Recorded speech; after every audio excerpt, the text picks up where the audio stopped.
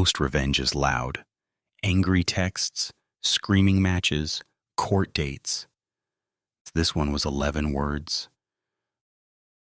11 words typed into a document that every single person who ever knew her would read, and she couldn't do a thing about it. This is the story of a man who watched his mother spend 15 years slowly destroying his father, and the single, quiet, surgical thing he did the moment his father took his last breath. Stay with me, because the psychology here is going to make you uncomfortable. To understand what happened, you have to understand what she was. She wasn't violent. She didn't yell. She didn't throw things. She was something much harder to prove and much harder to escape. His father was chronically ill, disabled, mobility issues that got worse every year. A man who worked his whole life to pay off a house he loved, and refused to leave no matter what. She stayed in that house, not because she loved him, not because she was loyal, but because staying was useful. While his father declined, she told anyone who would listen that they were separated, that she was basically divorced. She talked to other men online, mentioned more than once she was planning to leave and marry someone else.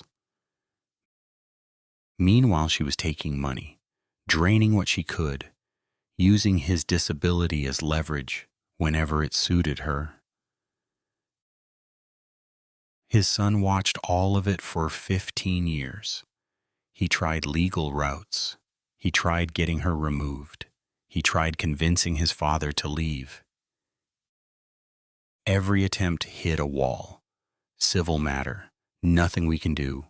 He has to want to leave. His father didn't want to leave his house. So they waited. Here's what makes this story genuinely unsettling, and why it matters beyond just the revenge. What she was doing has a name. It's called coercive control.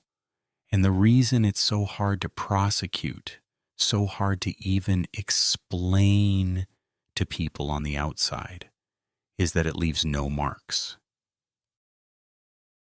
She never had to hit him. She never had to threaten him out loud.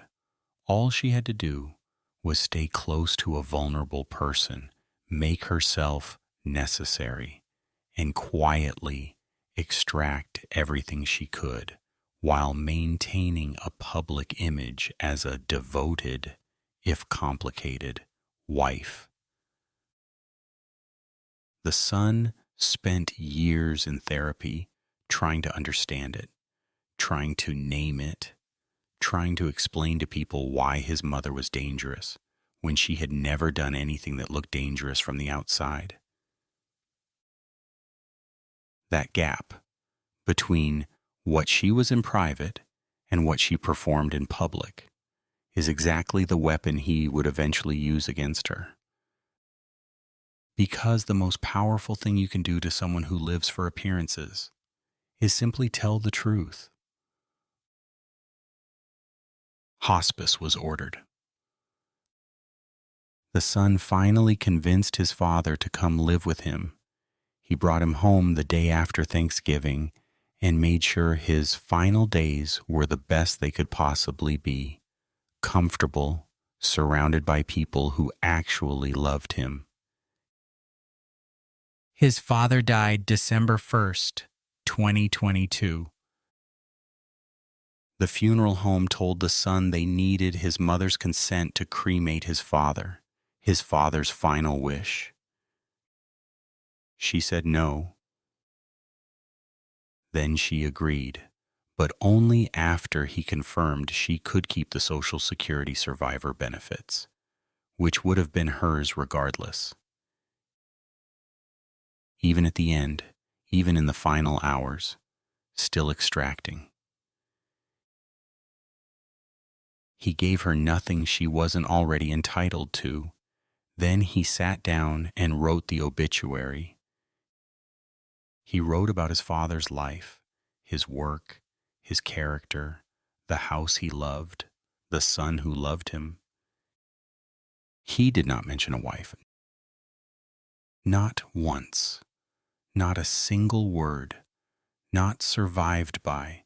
Not beloved husband of. Nothing. As if the last 15 years had simply never happened. As if she had never existed in his story at all. She lost her mind. Friends called, family called, people who had known them for decades were confused. Had they been separated? Were they divorced? What was going on? He just answered honestly. Every person who asked, he told them the truth about the 15 years, about the financial exploitation, about the men online, about the way she treated a disabled man who couldn't leave his own house, about all of it. He didn't exaggerate. He didn't perform anger. He just told the truth to every single person who asked why her name wasn't in the obituary. The public image she had spent years building collapsed, not because he attacked it, but because he simply stopped protecting it. The scariest part of this story isn't the revenge. It's the 15 years before it. The only thing that finally worked was the one thing she never prepared for.